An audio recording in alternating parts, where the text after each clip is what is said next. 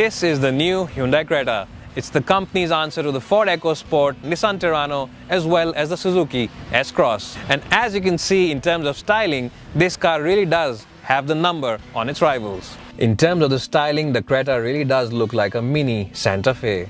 Key styling elements of course include that big grille up front which gets lots of chrome, those nicely shaped lamps, as well as the nice 17-inch alloy wheels on the side. And that along with that nicely shaped rear tail lamp really does make this car stand apart in a sea of compact SUVs. All in all, an excellent job from Hyundai in terms of the styling on the Creta. But before going any further, I would like to apologize if this review seems very positive and glowing in favor of the Creta. But hey, don't blame me, blame Hyundai for making such an excellent product.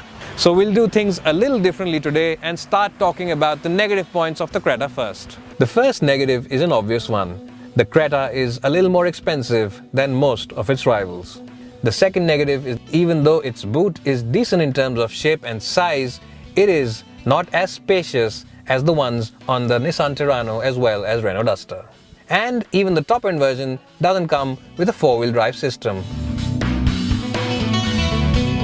Well, even though there's no 4x4 option on the Creta, to be honest, how many owners take their SUVs for off-roading duties on a regular basis? I mean, that's something that very few owners do, and Hyundai knows this, and Hyundai also knows that the one regular place where most of the owners do go on a regular basis is on the highway, and on the highway this car is very impressive.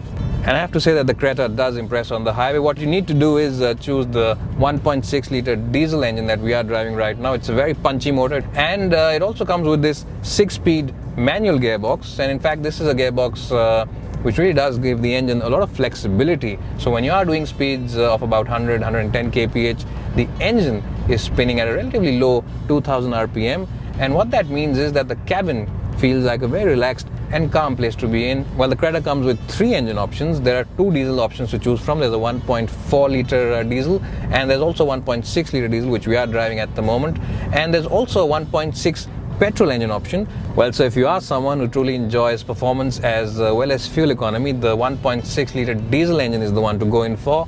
Not only is it one of the more powerful engines in this class, it is also one of the most fuel efficient, delivering figures in excess of 19 kpl. Well, the high-set seats, the large glass area, and the slick and light gearbox along with the light clutch and relatively light steering wheel make the Creta a very easy car to maneuver around city traffic. Well, just like most other diesels on Hyundai cars, even the one on the Creta really does excel in refinement, and even when you rev it hard, it remains relatively quiet and the cabin doesn't become very noisy. And what that means is that if you are someone who sits in the back seat very often, it'll be difficult for you to tell if it's a diesel or a petrol motor which is powering the Creta. Well, I'll stretch out my neck and also say that the steering wheel on the Creta is the best on any Hyundai till date, and I say that because it's a very responsive steering wheel. It offers you good communication, even though it is light enough for the city, which makes this car very easy to maneuver around town traffic. It offers you plenty of weight in it when you are on the highway and gives you good communication as well, making this car one of the better cars in the Hyundai portfolio for those long highway trips. Well, Hyundai seems to have got the suspension on the Creta spot on. Not only is it very comfortable when you are in the city, it really does soak in the bumps in the city. It also is pretty confidence inspiring on the highway, and it feels very stable and reassuring on the highway, and that along with the fact that body lean is very limited makes this a pretty good car for keener drivers.